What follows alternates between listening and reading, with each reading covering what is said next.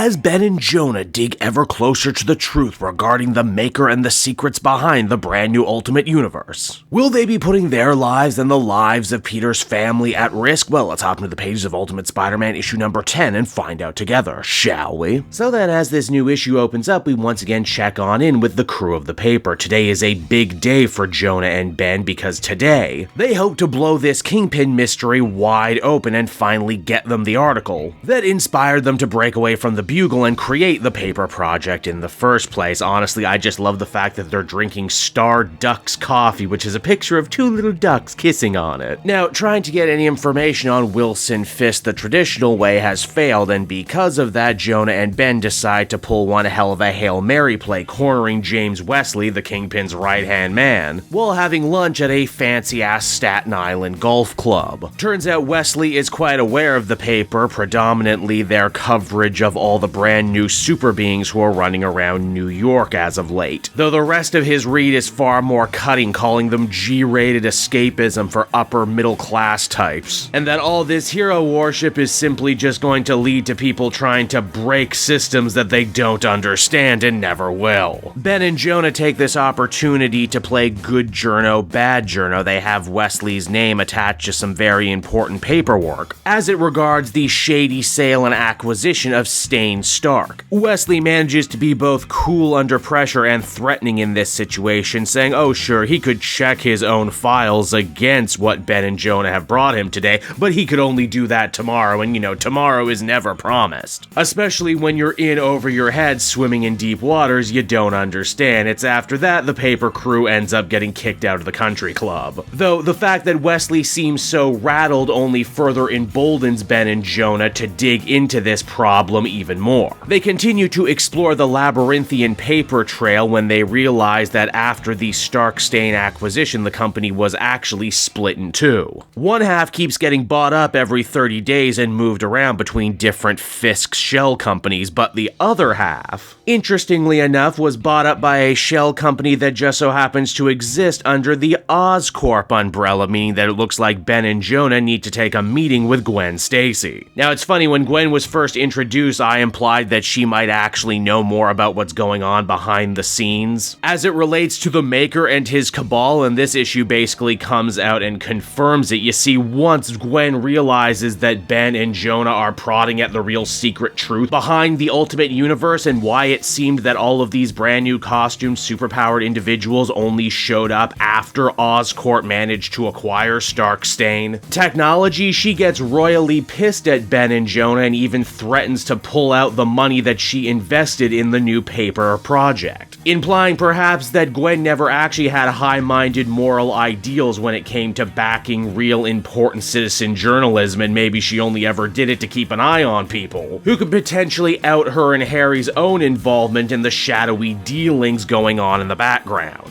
This could also end up potentially being bad for Peter and MJ too. Remember, MJ's clients are not only Ben, Jonah, and the paper, but technically she works for Gwen as well. On top of, supposed to also actually being her friend as well. Surprisingly though, MJ actually does everything she can to comfort Ben, saying that if push comes to shove, the paper is doing well enough now that it wouldn't actually need Gwen or Oscorp's funding, and that the paper shouldn't be afraid to continue following up on this story no matter where it might end up leading them. Of course, Harry seemingly didn't get the memo on any of this because the next day he actually goes to the paper HQ to try and threaten Ben and Jonah to not write anything that would cast his wife in a negative light. This scene is actually hilarious too because Ben and Jonah keep trading money back and forth with each other because apparently they took bets on when exactly Harry would show up and how the conversation would go. At first, Harry is quite aggressive and threatening, though little by little Ben and Jonah actually managed to whittle him down and put him at ease, saying that they never intended to write anything about Oscorp or Gwen. In fact, Ben manages to ingratiate himself to Harry right away by mentioning that both Aunt May and Harry's parents were killed during the same terrorist attack, and that by breaking this story they would be able to give them a modicum of justice that they haven't had before. It's also here too Harry ends up revealing to them that he is indeed the Green Goblin. Not that the two nice old men hadn't riddled that out already. Well, Jonah actually thought that Gwen was the Green Goblin, which I find quite interesting. There's also a fun little bit of subtext here implying that Harry doesn't actually really know as much about what's going on in the grander scheme of this new Ultimate Universe that he lets on, and maybe Gwen is actually keeping some secrets from him? And that it's because of that Harry ultimately decides to strike out on his own and give Ben and Jonah the massive smoking gun they've been looking for this whole time, a special flash drive comprised of information that Oscorp was able to amass on the Maker and his extended cabal, including Wilson Fisk the Kingpin. With this information, Ben and Jonah finally have everything they need to publish their article, but they know full well that doing this will paint a major target on their backs and the backs of everyone they know. After all, they wouldn't just be challenging the Kingpin of New York City, they would be challenging literally the entire world order as they know it. And so they decide the best way around this is to create a brand new persona to protect their identities. And with that, the two old men decide to give birth to the paper's brand new investigative journalist du jour, a young up-and-coming journalism superstar they decide to name Ben Reilly. As in Spider-Man's old clone Ben Reilly, who took his name from Uncle Ben as well as Aunt May's maiden name. Oh geez, I wonder how long it'll take for villains to unravel that riddle. And so that was Ultimate Spider-Man issue number 10, everybody, and once again I thought this one was another tour de force. Another showcase for just how confident Hickman is with this brand new Spider-Man universe. Hell, our Spider-Man story is so good we don't even really need Spider-Man in it. We can literally just have a whole issue about Ben and Jonah doing hard-hitting journalism things and have it be just as engrossing as anything else we've done. And it really is. I love seeing these two lovable old men fight for journalistic integrity and try to unravel the truth in a world that is very literally built on a bedrock of lies. It also ends up being a really great character piece for Harry and Gwen as well. Apparently they both aren't quite what they seem. They have layers. And it looks like they might very well be heading for some sort of collision sooner rather than later. Overall, I would give this one another very positive 9 out of 10. Some people are definitely going to say, oh, I hated this one because there wasn't any Spider-Man or any punching in this one, to which I say, you know you can get that lots of other places, right? But if you want an actual mature, nuanced take on the material that puts story and character first, man, it don't get much better than this, I tell ya.